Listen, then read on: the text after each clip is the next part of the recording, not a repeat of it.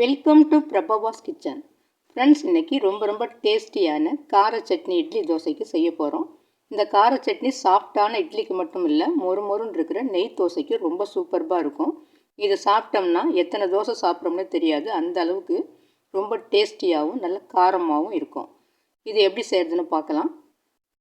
இப்போ ஒரு மிக்சி கப்பில் ஒரு 10 வரமிளகாய் எடுத்திருக்கேன். இந்த வரமிளகாயோட வெள்ளை பூண்டு உரித்தது ஒரு 20 பல் எடுத்துக்கலாம். கூட ஒரு 5 பல் கூட சேர்த்துக்கலாம். நான் 20 பல் பூண்டு சேர்த்துருக்கேன். சின்ன வெங்காயம் உரித்தது ஒரு 10-12 சேர்த்துக்கலாம். இந்த சட்னிக்கு, இந்த கார சட்னிக்கு சின்ன வெங்காயம் தான் சூட் ஆகும், அதனால் சின்ன வெங்காயமே எடுத்துக்கலாம். அடுத்து 2 மீடியம் சைஸ் தக்காளி கட் பண்ணது சேர்த்துட்டு சின்ன துண்டு புளி சேர்த்துக்கலாம்.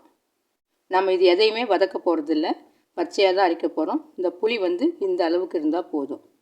அடுத்து உப்பு ஒரு 3/4 டீஸ்பூன் அளவு சேர்த்துட்டு நல்லா நைஸாக அரைச்சி எடுத்துக்கலாம். அரைச்சதுக்கு அப்புறம்தான் நம்ம தாளிச்சிட்டு இதை வதக்கணும்.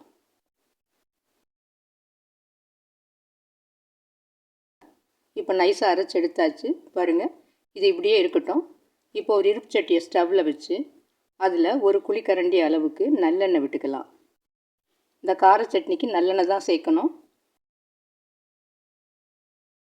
இப்போ எண்ணெய் சூடானதும் 1 டீஸ்பூன் கடுகு, 1/2 டீஸ்பூன் உளுந்தம்பருப்பு போட்டு அது பொரியிற சமயத்தில் 2 கொத்து கருவேப்பிலையை உருவி போட்டுக்கலாம்.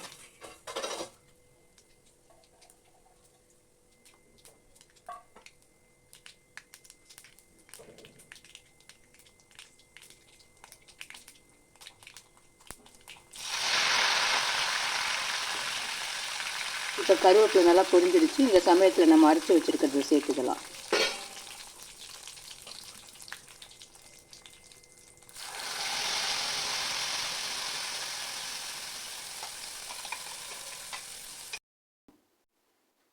இப்போ மிக்ஸி கப்பு கழுவின தண்ணி கொஞ்சமாக சேர்த்து நல்லா கலந்து விட்டுட்டு இது நல்லா கொதித்து சுண்டி வரட்டும்.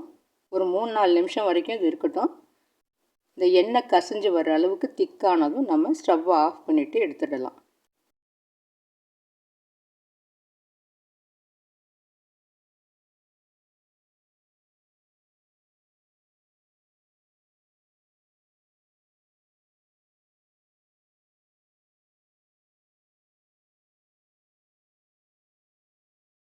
இது எந்த அளவுக்கு காரமாக இருக்கோ அந்த அளவுக்கு நல்ல டேஸ்டியாக இருக்கும்.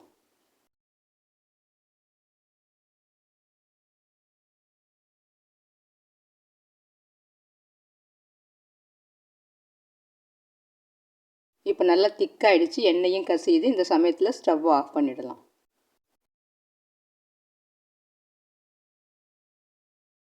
பாருங்கள், சூப்பரான கார சட்னி ரெடி ஆகிடுச்சு. காரமான சாப்பாடு விரும்புகிறவங்களுக்கு இந்த சட்னி ரொம்ப பிடிக்கும். இந்த டிஷ்ஷு பிடிச்சிருந்ததுன்னா லைக் பண்ணுங்கள், ஷேர் பண்ணுங்கள், மறக்காமல் சப்ஸ்கிரைப் பண்ணுங்கள். நன்றி.